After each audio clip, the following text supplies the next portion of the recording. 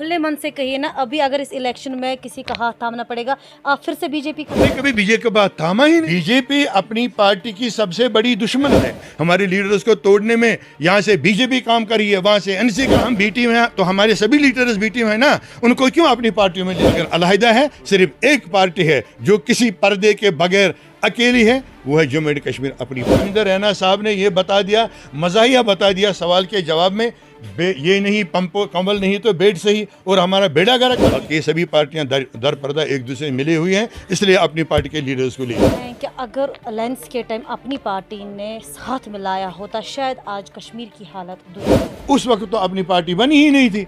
अपनी पार्टी बनी उसके एक अभी मौजूद है चीफ स्पोक्स पर्सन अपनी पार्टी मुंतजिर महिदीन साहब, पहला सवाल आपके लिए कि अपनी पार्टी कहां तक ग्राउंड लेवल पे तैयार है? क्योंकि अपनी पार्टी वाहिद पार्टी है जो पिछले 4.5 से ये मुतालबा दोहराती आ रही है।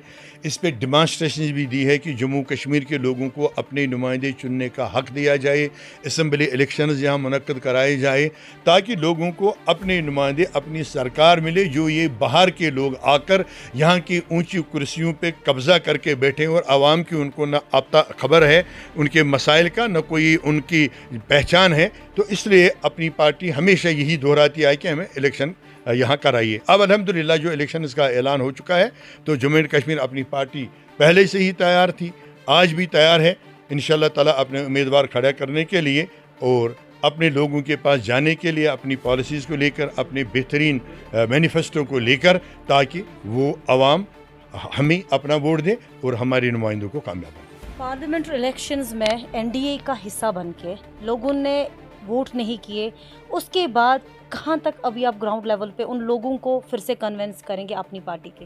देखिए, एनडीए का हम कभी हिस्सा बने ही नहीं, क्योंकि एनडीए तो पार्लियामेंट मेंबर जो चुन जाते हैं, अगर वो उसमें शामिल हो जाएंगे तो फिर एनडीए में वो शामिल हुए।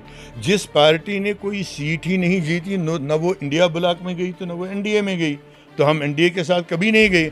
हमने इलेक्शन पहले भी ये कहा था, आज भी कहेंगे, डरेंगे नहीं कि अगर हम पार्लियामेंट में जीत जाते तो जो सरकार मरकज़ में होती हम उसके साथ रहते, यहाँ के अवाम के मसाइल हल कराने के लिए। क्योंकि ये एक डकी छुपी बात नहीं है, बल्कि सभी लोग जानते हैं कि हमारा स्टेटहुड चुन गया है। कहाँ से स्टेटहुड लाना है? मरकज़ी सरकार से। हमारी जो ज़मीनों का तहफ़्फ़ुज़ कहाँ से लाना है? मरकज़ी सरकार से।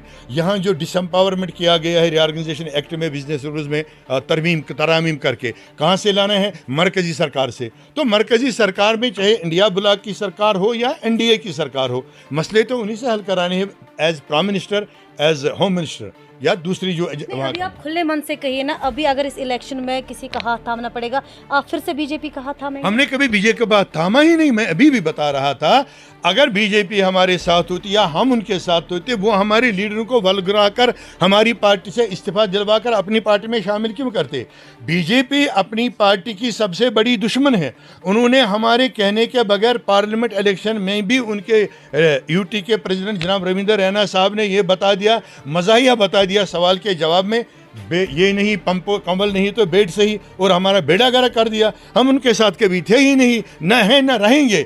अगर हम उनके साथ कोई ये हम आहंगी होती तो कल ही हमारे नायब सदर सबका मिनिस्टर जुल्फ़िकार अली साहब को उसको अपने साथ क्यों मिलाया, अपनी पार्टी में क्यों लिया, और यहाँ से नेशनल कॉन्फ्रेंस हमारे लोगों के पीछे क्यों पड़ी है? यहाँ दूसरी अगर अपनी पार्टी का कोई मकबूलियत ही नहीं है, तो ये लोग हमारी पार्टी के लीडर या हमारी पार्टी के लीडरों को क्यों वरगुला कर उन्होंने बहुत सारी लालचें देकर ले जाते हैं? बीजेपी हमारी दुश्मन अव्वल है, बस ये पार्टी अपनी पार्टी की।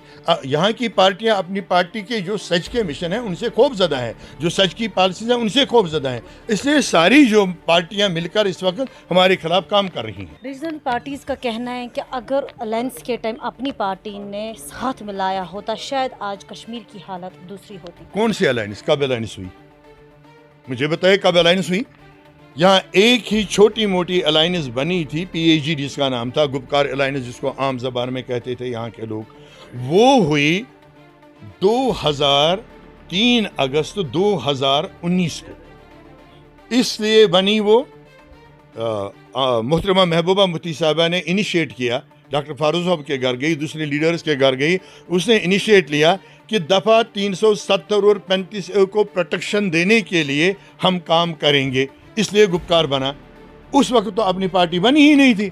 अपनी पार्टी बनी उसके 1 साल बाद 8 मार्च 2020 को। तो अलायंस कहाँ से आया?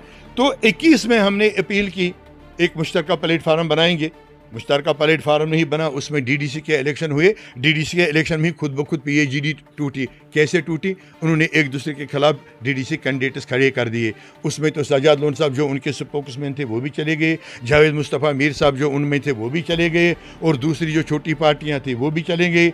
अल्टीमेटली रह गए वहाँ पीडीपी, नेशनल कॉन्फ्रेंस और सीपीआईएम, जनाब मोहम्मद यूसुफ तारगामी साहब। उनसे पूछ ले फिर क्यों वो टूटे। अगर हमने इसी महीने जुलाई के इब्तदाई हफ्ते में हमने अपील की, हमारे प्रेसिडेंट साहब ने प्रेस कॉन्फ्रेंस के जरिए, चलिए जो ये government of India LG administration Jammu Kashmir के अवाम के खिलाफ अहकाम निकाल रही है, एक मुश्तरका अहम प्लेटफार्म कायम करेंगे, मिलके जॉइंट प्लेटफार्म बनाएंगे। उन्होंने नहीं माना। आज तक हमने 5 बार अपीलें की, उन्होंने 2022 में भी, आज में नहीं माना। चुनाव में 15 दिन बचे हैं, लेकिन इस टाइम पे दिग्गज डेटा अपनी पार्टी को छोड़ रहे हैं, दामन छोड़ रहे हैं, तो कहाँ पे आप सेटबैक करेंगे? हमारे खिलाफ काम कर रहे हैं सारी पार्टियां बीजेपी से मिलकर। उससे इंदिया लगता है कि फोर्थ कमिंग अलायंस किन की होगी, जो हमारे लीडर को बलगवा कर अपने पार्टी में दाखिल कर रहे हैं। फोर्थ कमिंग अलायंस जो होगी, जो आइंदा अलायंस होगी, वो तो इन हालात से लगता है कि उन्हीं की होगी, क्योंकि हम ख्याल है हमारे लीडर्स को तोड़ने में यहाँ से बीजेपी काम कर रही है, वहाँ से एनसी काम कर रही है, वहाँ से दूसरी पार्टियाँ काम कर उनको जगह दे रही हैं। अगर हम बी टीम हैं तो हमारे सभी लीडर्स बी टीम है ना, उनको क्यों अपनी पार्टियों में ले रहे हो? उनको क्यों अपने, वो कैसे दूध के दुले हो गए आपकी पार्टियों में? ये हमारी सच की पॉलिसियों से खौफजदा है। हमने कुछ होने के बगैर ज़मीनों का तहफ़्फ़ुज़ आया, हमने नौकरियों का तहफ़्फ़ुज़ आया, हमने कैदियों को छुड़ाया, हमने उलमा को छुड़ाया, हमने कोविड में 3000 लोगों को अपने घरों में वापस लाया, हमने एमडी और डीएम स्टेटस को बचवाया। और ये खौफ ज़दा हो गया कि अगर ये लोग इक़्तिदार में आते हैं, सैयद मोहम्मद अल्ताफ़ बुखारी, तो फिर कैसे इनकलाबी इक़दाम उठाए जाएंगे। इसलिए ये दर पर्दा एक ही है। अगर अलहदा है, सिर्फ एक पार्टी है जो किसी पर्दे के बगैर अकेली है, वो है जम्मू एंड कश्मीर अपनी पार्टी। बाकी ये सभी पार्टियां दर पर्दा एक दूसरे से मिली हुई हैं, इसलिए अपनी पार्टी के लीडर्स को ले जा रहे हैं।